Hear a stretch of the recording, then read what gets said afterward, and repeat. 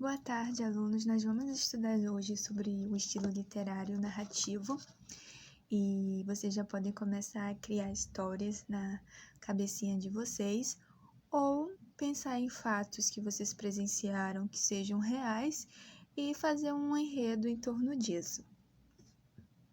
Então, a narração, ela pode ser uma história fictícia, sim, mas ela também pode ser um fato real. E muitos escritores, inclusive, eles fazem romances narrativos autobiográficos, então eles se baseiam em fatos reais. Aí seria até uma redundância falar em romance narrativo. Nós devemos estudar redundância em figuras de linguagem, porque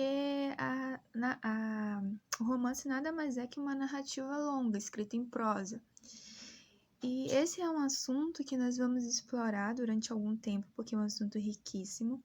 Nós podemos passar o resto da vida escrevendo histórias, que ainda teremos histórias para contar.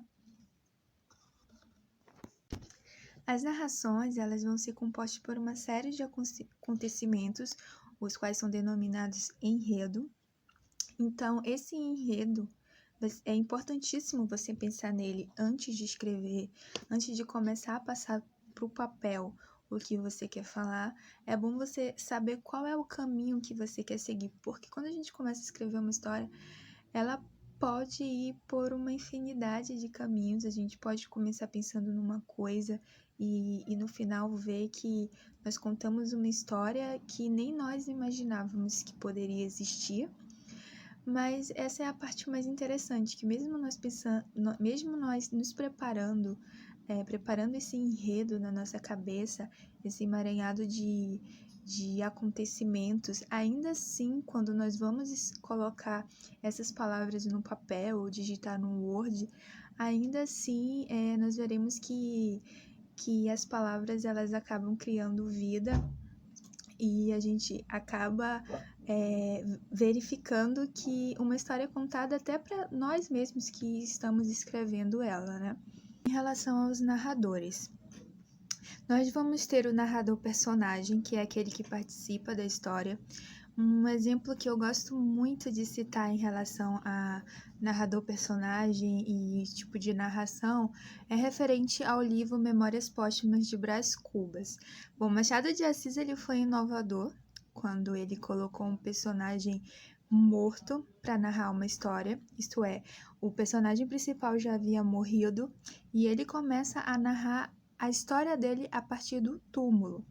Então, é muito interessante citar esse exemplo, porque fica claro como nós podemos inovar na hora de escolher qual tipo de narração nós vamos seguir durante a história que nós vamos contar.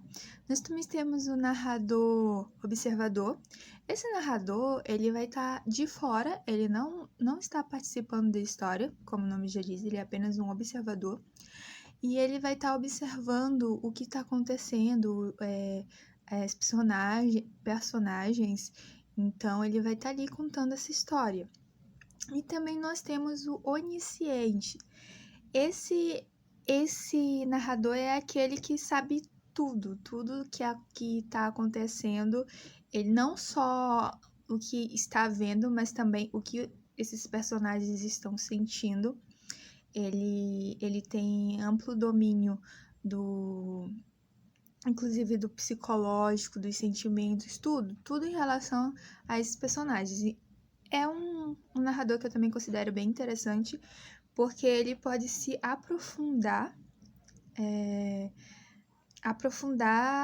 além fatos. Ele pode se aprofundar mesmo do que esses personagens estão sentindo naquele momento, o porquê agem daquela forma, o que há por trás de certas atitudes e acontecimentos.